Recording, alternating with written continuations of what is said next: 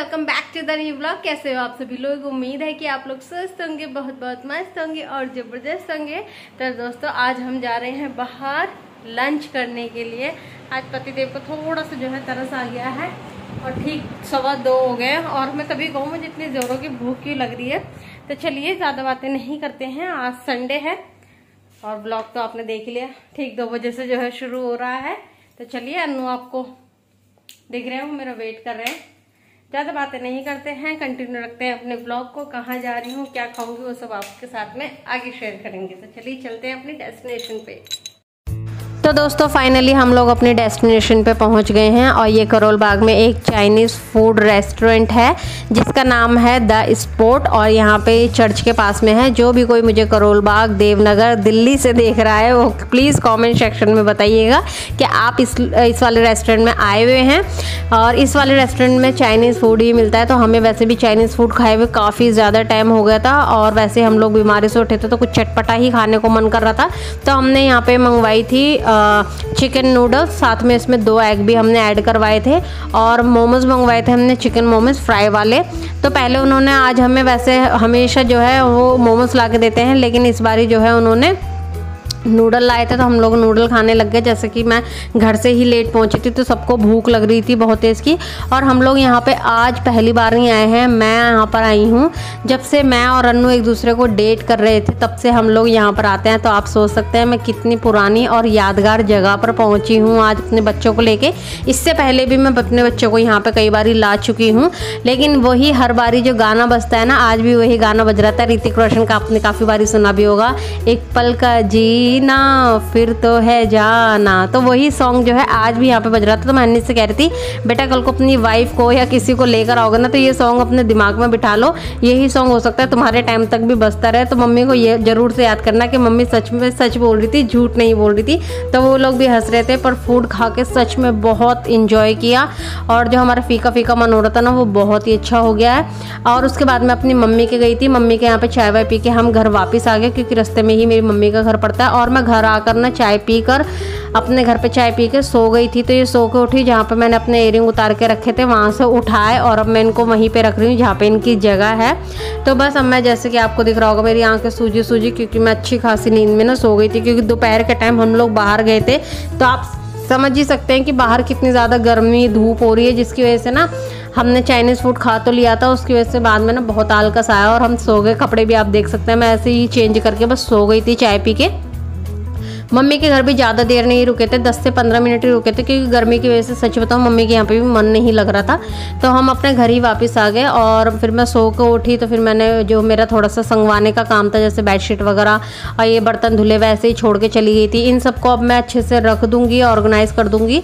और इसी के साथ साथ मैं अपने जैसे मैं दोबारा चाय बनाने के लिए रख दूँगी क्योंकि अन्नू को ना थोड़ी सी मीठी चाय पीनी थी। तो मैंने सोचा मेरी भी थोड़ी तबीयत से ऐसे ही ढीली ढीली सी लग रही है, अगर मीठी सी चाय पी लूँगी ना तो मन जो है बना रहेगा, बरकरार रहेगा, वरना मन थोड़ा सा सुस्त सा रहता है। और वैसे भी ये शाम का टाइम है 6 बजे के आसपास का, तो इस टाइम एक और बारी चाय मिल जाए तो फिर सोने पे सुहागा वाली बात तो हो ही जाती है ना।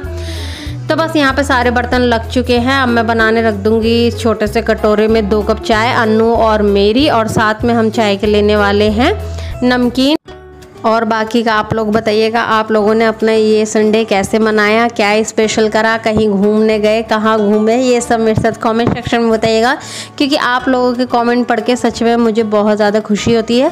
यहाँ पे मैं चाय को मंदी मंदी आंच पे पकने के लिए छोड़ दूँगी और अब मैं घर के अंदर मतलब बेडरूम में चली जाऊँगी, घर के अंदर बोल रही हूँ, बेडरूम में चली जाऊँगी। और यहाँ पर जो मैं कपड़े सुखा के ऐसे ही चेयर के ऊपर छोड़ के चली गई थी, इनको भी वैसे थोड़े से ही कपड़े हैं तो इनको भी हाथों हाथ जो है तय कर लूँगी। अन्नू भी मेरे पास उठकर आ गए हैं तो इन्होंने बोला चल मैं भी फटाफट तय करवा देता हूँ। तो हम लोग बात करते करते जो है दोनों मियाँ बीवी इसी तरीके से काम कर लेते हैं।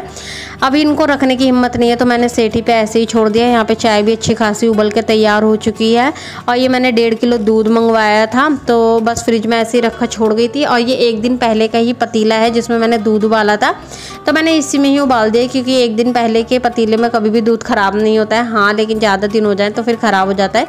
इसके बाद जब ये दूध उबल जाएगा, जब दूध खत्म हो जाएगा तब इस पतीले को धोऊंगी। अभी तो थोड़ा सा हल्का सा रहा था तो इसी पतीले में जो है मैंने दूध उबालने भी रख दिया है, साथ में मेरी चाय भी उबल के जो है पूरी हो चुकी है। अब मियाँ बीवी जो है बढ़िया सी चाय पियेंगे, गुणगान करेंगे अपने दिन भर का, कैसा रहा कैसा लगा। इतने दिनों बाद वहीं पे ही जाके मतलब यादें जो है ना बहुत सारी ताज़ा हो जाती हैं, पर बच्चों के आगे हम लोग एक्सप्लेन नहीं कर पाते हैं। तो चलिए आप लोग भी पी लीजिए अब चाय।